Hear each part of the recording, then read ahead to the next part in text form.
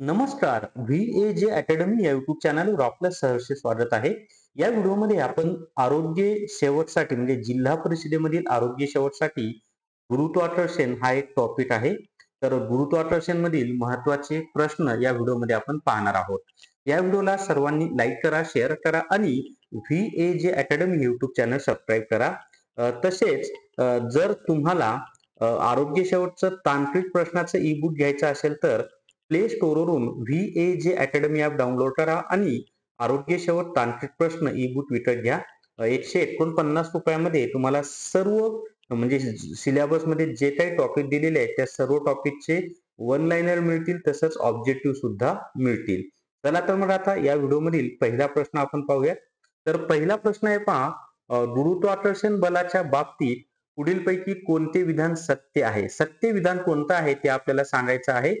आणि पहिलं विधान आहे, गुरुत्वाकर्षण बल हे एक वैश्विक बल आहे. तर हे विधान सत्य आहे. गुरुत्वाकर्षण बल हे पृथ्वीवरील कोणत्याही दोन वस्तूंमध्ये प्रयुक्त असते, हे सुद्धा सत्य आहे. गुरुत्वाकर्षण बल हे कोणत्याही दोन खगोलीय वस्तूंमध्ये प्रयुक्त असते, हे सुद्धा बरोबर आहे. म्हणून याचं उत्तर आहे वरील सर्व, हे त्याचं उत्तर आहे. आता दुसरा प्रश्न आहे पहा, गुरुत्वाकर्षणाचा शोध कोणी लावला? तर गुरुत्वाकर्षणाचा शोध हा सर आयझॅक न्यूटन यांनी लावलेला आहे. हे त्याचं उत्तर आहे, सर आयझॅक न्यूटन. आता आयझॅक न्यूटन यांनी गुरुत्वाकर्षणाचा सिद्धांत कोणत्या पुस्तकात मांडला? तर आयझॅक न्यूटन यांनी गुरुत्वाकर्षणाचा सिद्धांत हा प्रिन्सिपिया हे जे पुस्तक आहे या पुस्तकामध्ये मांडलेला आहे. तर प्रिन्सिपिया या पुस्तकामध्ये आयझॅक न्यूटन यांनी गुरुत्वाकर्षणाचा सिद्धांत मांडलेला आहे. एखाद्या वस्तूच्या वेगाच्या परिमाणात किंवा गतीच्या दिशेत बदल घडवून आणण्यासाठी त्यावर प्रयुक्त होणे आवश्यक असते. तर त्यावर काय प्रयुक्त होणे आवश्यक असते? बल. म्हणजे एखादी वस्तू जर स्थिर अवस्थेमध्ये असेल, ती एका ठिकाणाहून दुसऱ्या ठिकाणी हलवण्यासाठी तिच्यावर बल लावावं लागतं, किंवा एखादी वस्तू गतिमान असेल तर त्या गतिमान वस्तूची दिशा बदलण्यासाठी किंवा गती कमी करण्यासाठी किंवा गती वाढवण्यासाठी सुद्धा बलाची आवश्यकता असते.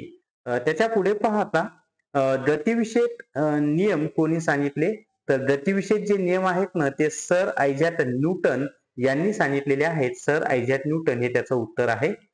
सर आयझॅक न्यूटन यांनी गतिविषयक किती नियम सांगितले? तर सर आयझॅक न्यूटन यांनी गतिविषयक 3 नियम सांगितलेले आहेत. आता आयझॅक न्यूटन यांनी जे गतिविषयक 3 नियम सांगितले ना, त्याच्यामध्ये पहिला नियम हा जडत्वाशी संबंधित आहे. दुसरा नियम हा संवेगाशी संबंधित आहे आणि आयझॅक न्यूटन यांनी सांगितलेला गतिविषयक तिसरा नियम हा क्रियाबल व प्रतिक्रियाबल याच्याशी संबंधित आहे. क्रियाबल आणि प्रतिक्रियाबल याच्याशी संबंधित आहे.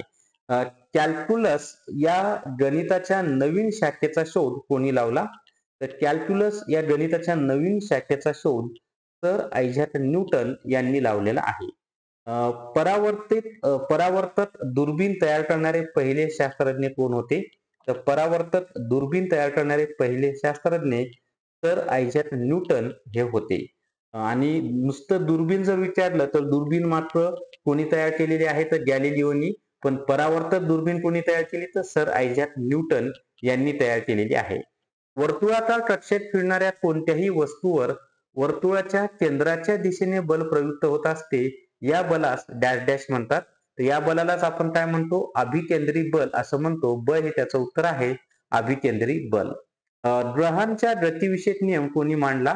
तर ग्रहांच्या गतिविषयक नियम हा योहानस केपलर यांनी मांडलेला आहे. म्हणजे नुसतं जर आपल्याला प्रश्न आला की गतिविषयक 3 नियम कोणी सांगितले? तर सर आयझॅक न्यूटन. आणि ग्रहांच्या गतिविषयक नियम कोणी सांगितले असा प्रश्न आला तर त्याचं उत्तर आहे योहानस केपलर, हे त्याचं उत्तर आहे. त्याच्या पुढे पाहता योहानस केपलर यांनी ग्रहांच्या गतिविषयक किती नियम सांगितले? तर योहानस केपलर यांनी ग्रहांच्या गतिविषयक 3 नियम सांगितलेले आहेत. 3 हे त्याचं उत्तर आहे. डॅश डॅश म्हणजे एखाद्या शंकूला एका प्रतलाने तिरके छेदले असता तयार होणारी आकृती होय. तर याचं उत्तर आहे लंबवर्तुळ किंवा प्रतलीय लंबवृत्त. म्हणजे उभं व दोन्ही हे त्याचं उत्तर आहे. की लंबवर्तुळ व लंबवर्तुळ किंवा प्रतलीय लंबवृत्त म्हणजेच एखाद्या शंकूला एका प्रतलाने तिरके छेदले असता तयार होणारी आकृती होय. त्याच्या पुढे पाहता ग्रहाची कक्षा ही डॅश डॅश असून सूर्य त्या कक्षेच्या एका नाभीवर असतो. तर ग्रहाची कक्षा ही लंब वर्तुळाकार असते. म्हणजे ग्रह सूर्याभोवती कोणत्या कक्षामध्ये फिरतात? तर लंब वर्तुळाकार या कक्षामध्ये फिरत असतात. पुढीलपैकी कोणता केपलरचा ग्रहांच्या गतीविषयक पहिला नियम आहे? याच्यामध्ये ना ग्रहाची कक्षा ही लंबवर्तुळाकार असून सूर्य त्या कक्षेच्या एका नाभीवर असतो. हा केपलरचा गतीविषयक पहिला नियम आहे. केपलरने गतीविषयक 3 नियम सांगितले. त्याच्यातला पहिला नियम आपण पाहिलेला आहे. त्याच्या पुढे पहा पुढीलपैकी कोणता केपलरचा ग्रहांच्या गतीविषयक दुसरा नियम आहे? तर ग्रहाला सूर्याशी जोडणारी सरळ रेषा ही समान कालावधीत समान क्षेत्रफळ व्यापन करते. हा केपलरच्या ग्रहांच्या गतीविषयक दुसरा नियम आहे. आता आपण पुढीलपैकी कोणता केपलरचा ग्रहांच्या गतीविषयक तिसरा नियम आहे? तर सूर्याची परिक्रमा करणाऱ्या ग्रहाच्या आवर्तनाचा वर्ग आवर्तकालाचा वर्ग हा ग्रहाच्या सूर्यापासूनच्या सरासरी अंतराच्या घनाला समानुपाती असतो. हा तिसरा नियम आहे. त्याच्या पुढचा प्रश्न आहे पहा पुढीलपैकी कोणते विधान सत्य आहे? आणि विधान दिलेलं आहे केपलरने ग्रहांच्या गतीविषयक नियम केवळ नियमितपणे निरीक्षण करून मापन केलेल्या ग्रहांच्या स्थानावरून शोधून काढले. पहिलं बरोबर आहे. ग्रह या नियमांचे पालन का करतात याचे कारण केपलर याला माहित नव्हते हे सुद्धा बरोबर आहे. याचं कारण पुढे आयझॅक न्यूटन यांनी सांगितलेलं आहे. ते दोन्ही विधाने बरोबर आहेत. हे त्याचं उत्तर आहे. हे त्याचं उत्तर आहे. त्याच्या पुढे पहा आता वैश्विक गुरुत्वाकर्षणाचा सिद्धांत कोणी मांडला? तर वैश्विक गुरुत्वाकर्षणाचा सिद्धांत सर आयझॅक न्यूटन यांनी मांडलेला आहे. खूप परीक्षांना हा प्रश्न आपल्याला विचारलेला आहे पहा. न्यूटनने वैश्विक गुरुत्वाकर्षणाचा सिद्धांत कोणत्या नियमाच्या आधारानुसार मांडला आहे? तर आयझॅक न्यूटन यांनी वैश्विक गुरुत्वाकर्षणाचा सिद्धांत हा केपलरचे जे ग्रहांचे गतीविषयक नियम आहेत की नाही त्यांच्या आधारे मांडलेला आहे. पुढीलपैकी कोणता न्यूटनचा वैश्विक गुरुत्वाकर्षणाचा सिद्धांत आहे? तर वैश्विक गुरुत्वाकर्षणाचा जो सिद्धांत आहे तो असा आहे की या ठिकाणी पहा विश्वातील प्रत्येक वस्तू इतर प्रत्येक वस्तूला ठराविक बलाने आकर्षित करते. हे बल एकमेकांना आकर्षित करणाऱ्या वस्तूंच्या वस्तुमानांच्या गुणाकाराशी समानुपाती आणि त्यामधील अंतराच्या वर्गाशी व्यस्तानुपाती असते. म्हणजे वस्तूंचं वस्तुमान जेवढं जास्त असेल तेवढं गुरुत्वीय बल जास्त असेल. वस्तुमान कमी झालं की गुरुत्व बल कमी होतं आणि अंतर जास्त झालं की गुरुत्व बल कमी होतं आणि अंतर कमी झालं की गुरुत्व बल काय होतं? वाढतं. तर असा तो नियम आहे.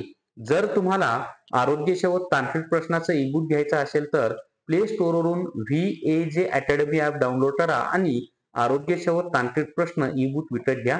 तर या व्हिडिओमध्ये एवढीच माहिती. या व्हिडिओला सर्वांनी लाईक करा, शेअर करा आणि VAJ अकॅडमी हे YouTube चॅनल सबस्क्राईब करा. धन्यवाद.